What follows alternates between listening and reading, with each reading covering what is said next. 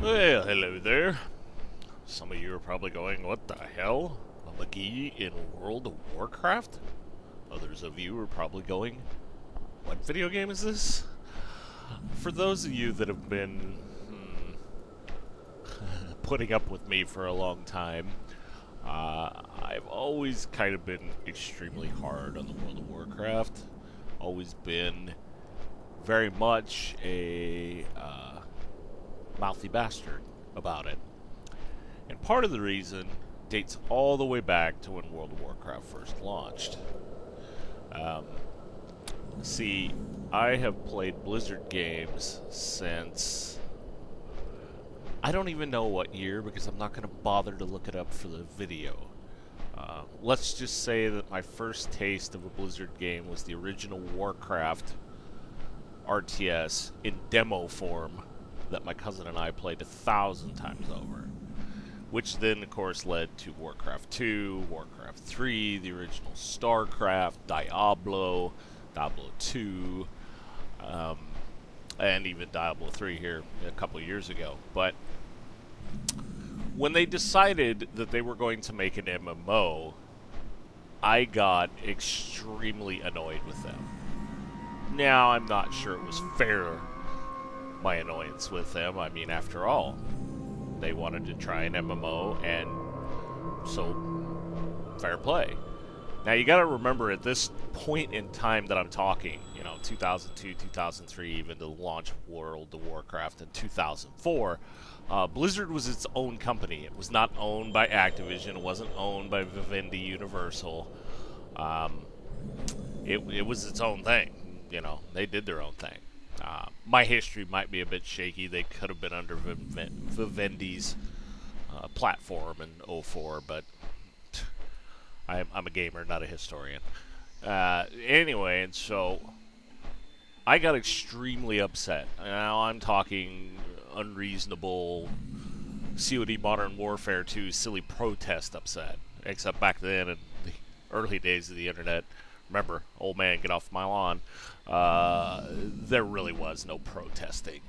You just either played it or you didn't. And at the time, my irritation was with the fact that why do I want to pay 45 or 50 bucks for a game that I then have to pay a subscription for? Now, when Blizzard did it, I was already somewhat of a hypocrite. Nothing to really catalog it, because I was not involved in writing about gaming necessarily at the time, but I had played Ultima Online and the original EverQuest prior to Blizzard joining the ranks, and I did pay for it. There were a lot of times that good friends of mine back in that time who wanted me to play with them. In a combat zone. I want out of the combat zone, so I don't really feel like getting ganked while I'm doing a video.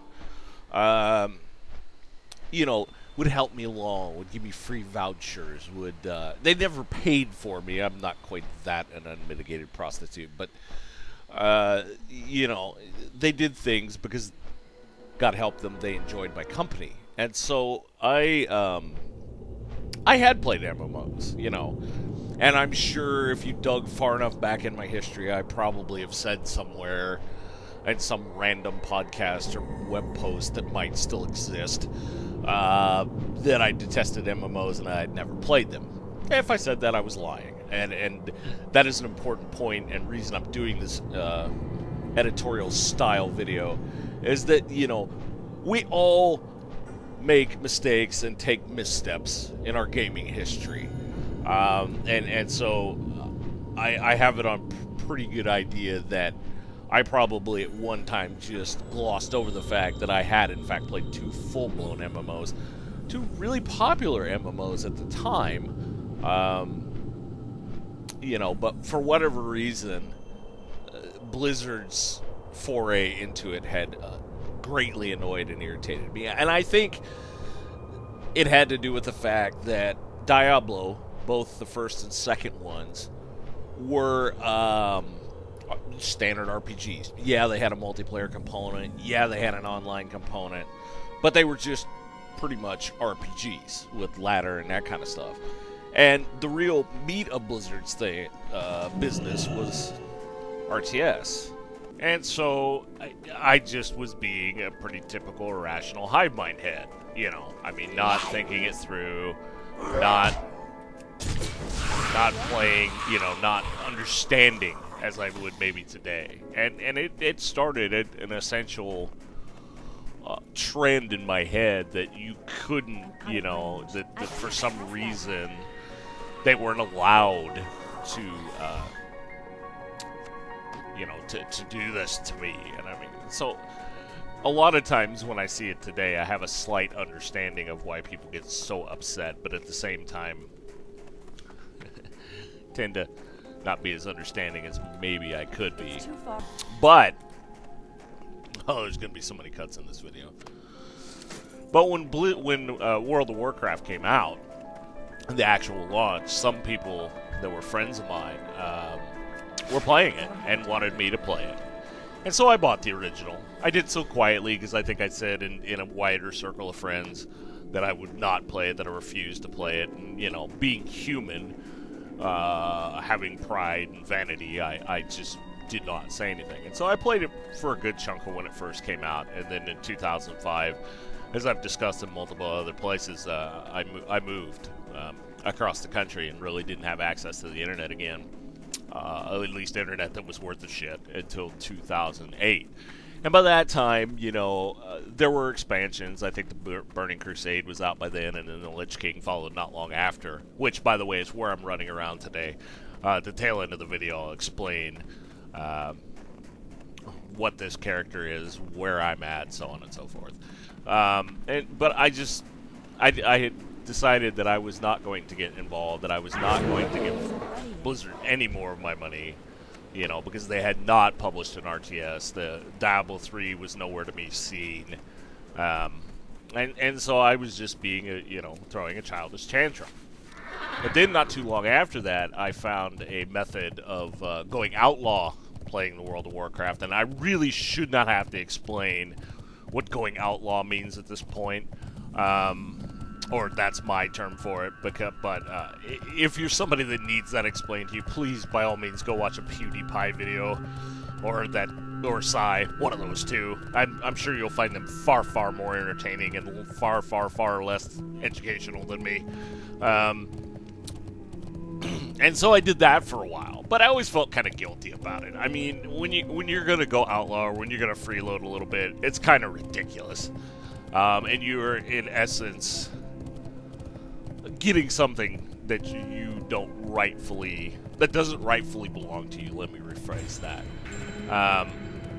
And, you know, so I did that for a bit, but really never felt comfortable with it. And so, after that, I just kind of died off on MMOs, really, until Guild Wars 2 came out. And what Guild Wars 2 added to the mix, which was by no means perfect, but definitely added some elements that I really, really enjoyed that others like World of Warcraft here, the EverQuest franchises, did not have, and that I did not enjoy. And so it kind of got me back into MMOs, along with, obviously, Worm Online, which is more sandboxing. So roughly towards the end of probably, I don't know, let's call it mid-2013, I started thinking that, you know, maybe I should give WoW another shot. And for a long time, I'm like, yeah, I've gone so long with making fun of it, gone so long with doing so many other things, that I'm not entirely sure I want to even go there. Not that really I thought anybody would give me any shit. You know, this has really nothing to do with outside influence. It has more to do with my own stupid brain. You know, I've made a decision at that point, and I was not going to, you know, change it or look differently upon it. You know, and then after a while, I started getting the urge again, and I started looking around at different things, and I thought, you know, maybe I could, maybe I should. But then another funny thing happened when I bought Diablo 3. I found out that my original, dating back to, I think, Diablo 1, which was the first online online endeavor from Blizzard, that my account, while I was gone, had been hacked and deleted without my notification. Or at least I thought without my notification. Turned out later I probably had been notified. It's a very long story. So, I just kind of said, you know what, fuck this. I made another account to put Diablo 3 on, but then I just kind of got a sour taste in my mouth, because for as good a company as Blizzard is, even if they're owned by the evil, humongous corporation Activision, their customer service until you get to an actual human being leaves a lot to be desired, and to me is one of the major problems with the internet today, that they have to have such an intrusive and annoying system for little shitbags who want to make a mess of things, or to keep little shitbags who want to make a mess of things out. And so I just kind of gave up again. And then a good friend of mine, who is someone I would call a gamer, but not an internet-centric internet head, such as myself, someone who plays games, but sporadically and usually sticks to a few games, asked me if I was interested, or was ever going to be interested in attempting or trying WoW again. And I said, you know, the thought was there, but I'd spent so many years bad-mouthing and bashing it that I personally felt kind of bad about it, and thought, yeah, maybe it's just best to let be what was and go on. And she pointed out some things that I thought made sense, and so I got to looking around again here a couple weeks ago, and it was just, 3 days ago now, that I found out that I could get all of the expansions, plus the one coming out, Warlords of Draenor, which I do have to admit, from the trailers, I am curious about that, or was curious about that before I did this. And then also could get a free level warp to 90, which is the cap, which is what this character you're seeing here is. Believe it or not, this character, Eliana, which I use that name for a lot of things. Grizzly Hill has finally made it. It was originally created either in EverQuest or in World of Warcraft. And so I recreated her again. After some thought, I bipped her up to 90. But on top of that, you got a free month of game time, since World of Warcraft is still subscription-based. And again, this is maybe stupid to the outside internet hive mind who thinks that, you know, outlawism and thievery and all of that is fair play because these companies are evil, these companies are big and massive and won't ever miss it, and so on and so forth. Buying World of Warcraft to me was assuaging my own personal feeling of sin when it came to World of Warcraft and some of maybe the more outlaw stuff I had done. And on top of that, I don't think any of the times I've played this game I ever gave it a legitimate chance. As somebody who plays a lot of games, and as somebody who these days plays a lot of MMOs, that just didn't sit well with me. And so now I am playing World of Warcraft. I have this level 90 character, as you can see, and I also have another little backup character. Funnily enough, name to name I use a lot. And I'm just going to see where this goes. I'm going to play for this free month I've got and kind of see what it is. And no worrying about my, prior denouncements of it. No worried about, oh, lulz, you're playing WoW, that's old news is old. Just purely playing the game to enjoy the game and to see what it gives me in a month's time. Also, I should point out that I got everything that I got combined in a package from the Blizzard store for basically the price of a AAA game.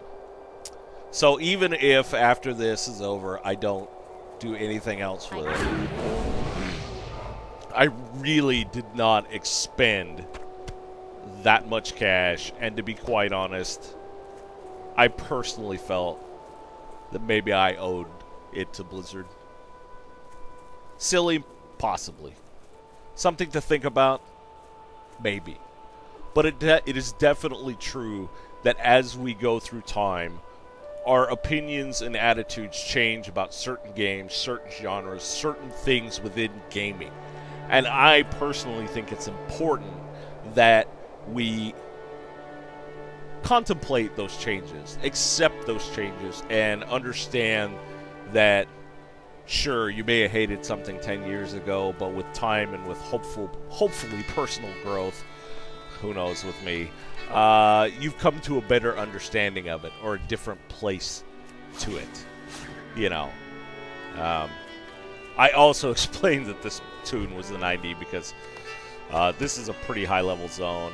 It's Northrend. It's the Wrath of the Lich King expansion, and it's one of my favorites. There's something about this zone that I just really like, but normally when you come to this zone, you would not be able to do the amount of damage and trashing that I'm doing to these guys.